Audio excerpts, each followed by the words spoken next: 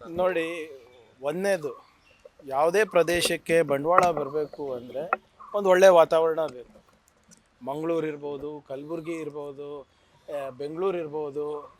ಒಳ್ಳೆಯ ವಾತಾವರಣವನ್ನು ನಾವು ಸರ್ಕಾರದವರು ಕೊಟ್ಟಿಲ್ಲ ಅಥವಾ ಅಲ್ಲಿ ಸ್ಥಳೀಯ ಪ್ರತಿನಿಧಿಗಳು ಕೊಟ್ಟಿಲ್ಲ ಅಂದರೆ ಬಂಡವಾಳ ಹೇಗೆ ಬರುತ್ತೆ ಹೇಳಿ? ಬಂಡವಾಳ ಬರಲಿಲ್ಲ ಅಂದರೆ ಉದ್ಯೋಗ ಹೇಗೆ ಸೃಷ್ಟಿಯಾಗುತ್ತೆ ಹೇಳಿ? ಈಗ ನೀವೇ ಎಷ್ಟೊಂದು ಸರಿ ಪ್ರಸಾರ ಮಾಡ್ತೀರಲ್ಲ, ರೋಡ್ ಸರಿ ಇಲ್ಲ ಅಥವಾ ಯಾವುದಾದ್ರೂ ನಮ್ಮ ಕಡೆಯಿಂದ ಲೋಪ ಆದಾಗ ಈಗ ಮಾಡಿದ್ರೆ ಬ್ರ್ಯಾಂಡ್ ಬೆಂಗಳೂರಿಗೆ ಹರ್ಟ್ ಆಗುತ್ತೆ. ಅದೇ ರೀತಿ ಬ್ರ್ಯಾಂಡ್ ಬೆಂಗಳೂರು ಕೂಡ ಕೆಲವು ಜನರಿಂದ ಹಿನ್ನಡೆ ಆಗ್ತಾ ಇದೆ. ಅದನ್ನು ಹೇಳೋದು ತಪ್ಪ? ಅದನ್ನು ಸರಿಪಡಿಸ್ಕೊಡಂತಾನೆ. ಈಗ ನಮ್ಮ ಸರ್ಕಾರ ಬಂದಮೇಲೆ ಅಲ್ಲಿ IT ಪಾರ್ಕ್ ಮಾಡಬೇಕಂತ ಘೋಷಣೆ ಮಾಡಿ ಅದಕ್ಕೆ ಟೆಂಡರ್ ಕರೆದಿಲ್ಲ. ಕರಾವಳಿ ಪ್ರದೇಶದಲ್ಲಿ ಈಗ ನೀವು ಬ್ಲೂ ಎಕಾನಮಿ ಹೇಗೆ ಇಂಪ್ರೂವ್ ಮಾಡಬೇಕು ಅಂದ್ಬಿಟ್ಟು ಒಂದು ನೀಲನಕ್ಷೆ ಹಾಕ್ತಾ ಇಲ್ವಾ? ನಾವೇನು ಹೇಳ್ತಾ ಇರೋದು, ರಾಜಕಾರಣಿಗಳಿರ್ಬೋದು, ಧರ್ಮಗುರುಗಳಿರ್ಬೋದು, ಯಾವುದೇ ಧರ್ಮದವ್ರು ಇರ್ಬೋದು, ಅವರು ಸ್ವಲ್ಪ ವಿವೇಚನೆಯಿಂದ ಮಾತನಾಡಿದ್ರೆ ನಮ್ಮ ಜಿಲ್ಲೆಗಳಲ್ಲಿ ಒಂದು ಒಳ್ಳೆಯ ವಾತಾವರಣ ಸೃಷ್ಟಿಯಾಗುತ್ತೆ ಬಂಡವಾಳಕ್ಕೆ, ಉದ್ಯೋಗಕ್ಕೆ. ಅದು ಹೇಳೋದು ತಪ್ಪ ಹೇಳಿವ್ರೆ? ಆಯಿತು, ನಾನು ಹೇಳ್ತಾ ಇದ್ದೀನಿ ಅಂತ BJP ಅವರಿಗೆ ಸಿಟ್ಟ?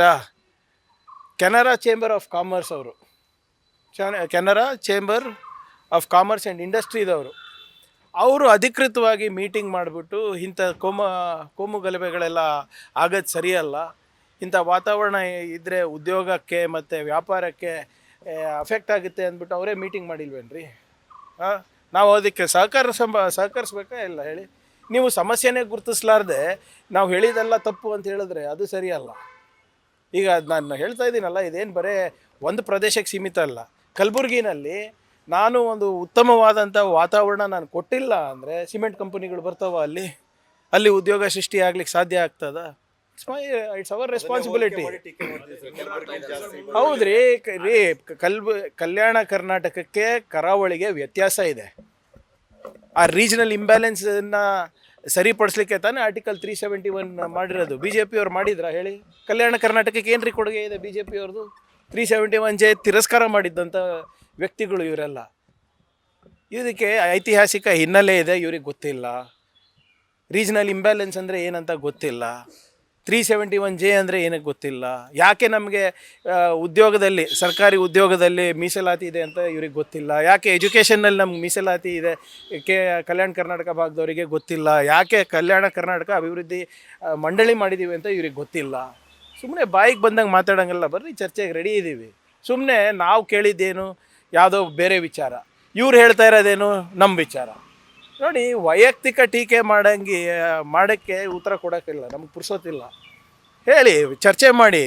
ಪ್ರಿಯಾಂಕ್, ನೀವು ಮಂಗಳೂರಿನಲ್ಲಿ ಯಾಕೆ IT ಪಾರ್ಕ್ ಮಾಡ್ತಾಯಿಲ್ಲ, ಯಾಕೆ ನೀವು ನವೋದ್ಯಮಗಳಿಗೆ ತರ್ತಾಯಿಲ್ಲ ಅಂತ ಹೇಳಿದ್ರೆ ನಾವು ಉತ್ತರ ಕೊಡ್ಬೋದು.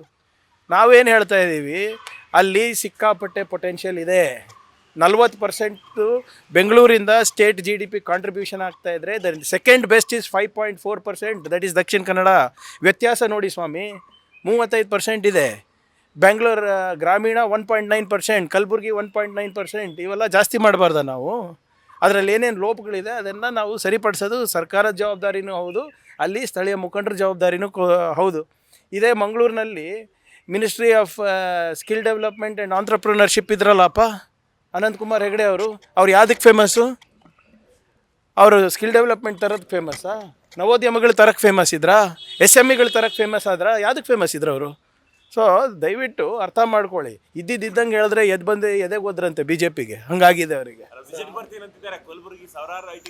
ಬರಲಿ ರೀ, ಅಲ್ಲಿ ಬರ್ಲಿಕ್ಕೆ ಸಾಧ್ಯ ಇಲ್ಲ. ಇವ್ರಿಗೇನು ತಲೆ ಕೆಟ್ಟಿದೇನ್ರಿ? ಆಯ್ತು ರೀ, ಶಿವಮೊಗ್ಗದಲ್ಲಿ ಇವರೆಲ್ಲ ಇದ್ರಲ್ಲ ಮುಖ್ಯಮಂತ್ರಿಗಳು, ಅಲ್ಲಿ ಎಷ್ಟು IT ಕಂಪ್ನಿಗಳು ಕರ್ಕೊಂಡು ಹೋಗಿದ್ದಾರೆ ಹೇಳಿ? ಇವರು ಹೇಳಿ ಸ್ವಾಮಿ. ಯಾಕೆ ಏನು ನಿಮ್ಮ ಮಲೆನಾಡನ್ನ ಮಲೇಷ್ಯಾ ಮಾಡಿಲ್ಲ ಇವರು? ಯಾಕೆ ಶಿವಮೊಗ್ಗನ ಸಿಂಗಪೂರ್ ಮಾಡಿಲ್ಲ ಇವರು? ಇವ್ರಿಗೆ ಏನಾದರೂ ಕಾಮನ್ ಸೆನ್ಸ್ ಇದ್ದರೆ ವಿ ಕ್ಯಾನ್ ಆನ್ಸರ್. ಎಲ್ಲದಕ್ಕೂ, ಎಲ್ಲ ಜಿಯಾಗ್ರಫಿಕಲ್ ಲೊಕೇಶನ್ಸಿಗೂ, ಎಲ್ಲ ಡೆಮೋಗ್ರಫಿಗೂ ಒಂದೊಂದು ಸ್ಟ್ರೆಂತ್ ಇರ್ತದೆ. ಈಗ ಸಿಮೆಂಟ್ ಕಂಪನಿ ಹೋಗಿ ಶಿವಮೊಗ್ಗ ಬರ್ತದ? ಅಲ್ಲಿ ಲೈಮ್ ಸ್ಟೋನ್ ನಮ್ಮ ಹತ್ರ ಇದೆ, ನಮ್ಮ ಹತ್ರ ಬರ್ತದೆ. ಮಾನವ ಸಂಪನ್ಮೂಲ ತಕ್ಕಂಗೆ ಇಲ್ಲಿ ಬರ್ತದೆ. ನಮ್ಮ ಮಾನವ ಸಂಪನ್ಮೂಲ ನೀವು ಮೈಸೂರಿಗೆ ಇರ್ಬೋದು, ಹುಬ್ಳಿಗೆ ಇರ್ಬೋದು, ಇದಕ್ಕೆ ಹೋಲಿಕೆ ಮಾಡಲಿಕ್ಕಾಗಲ್ಲ. ಅದಕ್ಕೆ 371J ಇರೋದು. ಅದಕ್ಕೆ ನಾವು ಗ್ರೋತ್ ಲ್ಯಾಬ್ಸನ್ನು ಮಾಡ್ತಾ ಇರೋದು. ಅದಕ್ಕೆ ನಾವು ಅಲ್ಲಿ ಮಲ್ಟಿ ಸ್ಕಿಲ್ ಡೆವಲಪ್ಮೆಂಟ್ ಸೆಂಟರ್ ಮಾಡ್ತಾ ಇರೋದು. ಅದಕ್ಕೆ ನಾವು Indo German skill training centre ತಂದಿದ್ದು. ಅದಕ್ಕೆ ನಾವು ಅಲ್ಲಿ ESIC ತಂದಿದ್ದು. ಇವ್ರೇನು ಮಾಡಿದ್ದಾರೆ ಹೇಳಿ BJP ಅವರು? 370 ಅದು ಇರೋ KKRDB ದುಡ್ಡನ್ನು ಕೂಡ ಇವ್ರು RSSಗೆ ಕೊಟ್ರಲ್ಲ. ದೆವ್ವ ಮತ್ತು ದೆವ್ವದ ನೆರಳು ಸರ್, ಇದು ಸಾಕಷ್ಟು ಚರ್ಚೆ ಆಗ್ತಾ ಇದೆ. ತಮ್ಮ ವಿರುದ್ಧ ಸಾಕಷ್ಟು ಟೀಕೆಗಳು ಕೂಡ ಇಲ್ಲ ಒಂದು see what ever it is, ನಾನು ಕೇಳೋ ಪ್ರಶ್ನೆಗೆ ಉತ್ತರ ಇದೇನ್ರಿ. ನಂದು ಭಾಳ ಸಿಂಪಲ್ ಪ್ರಶ್ನೆ ಇದೆ. ಒಂದು ಸಂಘಟನೆ ಇದೆ, ನಿಮ್ಮದಿರ್ಬೋದು ನಂದಿರ್ಬೋದು.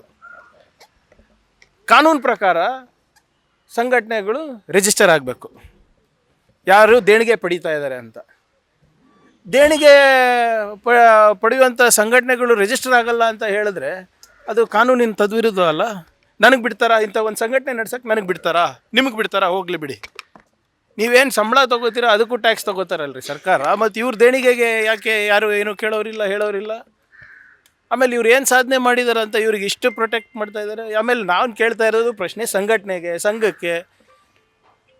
ಸಂಗಪ್ಪಕ್ಕೆ ಪ್ರಶ್ನೆ ಕೇಳಿದ್ರೆ ಇಲ್ಲಿ ಯಾಕೆ ಬೇರೆಯವರಿಗೆ ಬೇರೆಯವ್ರ ಉತ್ತರ ಕೊಡ್ತಾ ಇದ್ದಾರೆ? ಏನು ಸ್ಪೋಕ್ಸ್ ಪರ್ಸನ್ನ ಇವರು? ಅಲ್ಲಿ ಚಿವುಟಿದ್ರೆ ಇಲ್ಲಿ ಹೇಳ್ತಾ ಇದ್ದಾರಲ್ಲ ಬಿ ಜೆ ಪಿನವರು. ಆಮೇಲೆ ನಾನು ಕೇಳೋ ಪ್ರಶ್ನೆಗೆ ಉತ್ತರ ಕೊಡಿ ಸರ್. ನೀವು ಅದು ಇದು ಬಿಟ್ಟು ನೀವು ವೈಯಕ್ತಿಕ ನಿಂದನೆ ಮಾಡೋದು, ಕಲಬುರ್ಗಿ ಬಗ್ಗೆ ಕೇಳೋದು, ಚಿತ್ತಾಪುರ ಬಗ್ಗೆ ಕೇಳೋದು, ಅದಕ್ಕೆ ಇರೋದು ನೀವು. ನಾನು ಕೇಳಿರೋ ಪ್ರಶ್ನೆಗೆ ಉತ್ತರ ಇದೆಯಾ ಇಲ್ಲ ಅಷ್ಟೇ ಹೇಳಿ. ಇಲ್ಲ ಅಂದರೆ ಹೇಳ್ಬಿಡಿ, ಇಲ್ಲಪ್ಪ ನಾವು ರಿಜಿಸ್ಟರ್ ಆಗೋದಿಲ್ಲ. ಅದಕ್ಕೆ ಕಾನೂನು ತರ್ತೀವಿ. ಕಾನೂನು ತಂದಮೇಲೆ ರಿಜಿಸ್ಟರ್ ಆಗಿ. ಈ ಏನು ಇಡೀ ರಾಜ್ಯಕ್ಕೆ ಒಂದು, ರಾಷ್ಟ್ರಕ್ಕೆ ಒಂದು ನಿಯಮ, ನಿಮಗೊಂದು ನಿಯಮ ಇರೋಕ್ಕೆ ಸಾಧ್ಯ ಆಗುತ್ತಾ? ಏನು ಏನು ರಾಷ್ಟ್ರ ಕಟ್ತಾರಂತೆ? ಏನು ರಾಷ್ಟ್ರ ಕಟ್ಟಿದ್ದಾರೆ ಸರ್ 100 ವರ್ಷದಲ್ಲಿ? ಹೇಳಿ ನನಗೆ. ಒಂದು 10 ಕೆಲಸ ರಾಷ್ಟ್ರಕ್ಕೋಸ್ಕರ ಮಾಡಿದಾರೆ, ಒಂದು 10 ಕೆಲಸ ಸಾಧನೆಗಳು ತೋರಿಸ್ಬಿಡಿ ನನಗೆ.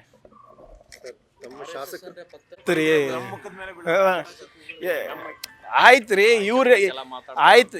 ಯಾರು ಇವರು? ಯಾರ್ಯಾರು ನಿನ್ನೆ ಮಾತಾಡಿದಾರಲ್ಲ, ಬಾಯಿ ಚಪ್ಪಳಿಗೆ ಮಾತಾಡ್ತಾರೆ, ಅವ್ರು ಮಾತಾಡ್ತಾರೆ. ಒಂದು 50 ಫೋಟೋಗ್ರಾಫ್ ತೋರಿಸ್ಬಿಡಿ ಇವ್ರಿಗೆಲ್ಲರೂ ಆ ಡ್ರೆಸ್ನಲ್ಲಿ. ಅದೇನು, ಯಾವ ಡ್ರೆಸ್ ಅದು? ಗಣವೇಷದಲ್ಲಿ. ವಿಜೇಂದ್ರ ಅವ್ರ ಮಕ್ಕಳು ಎಲ್ಲಿ ಗಣವೇಷದಲ್ಲಿ ತೋರಿಸ್ಬಿಡಿ ನನಗೆ.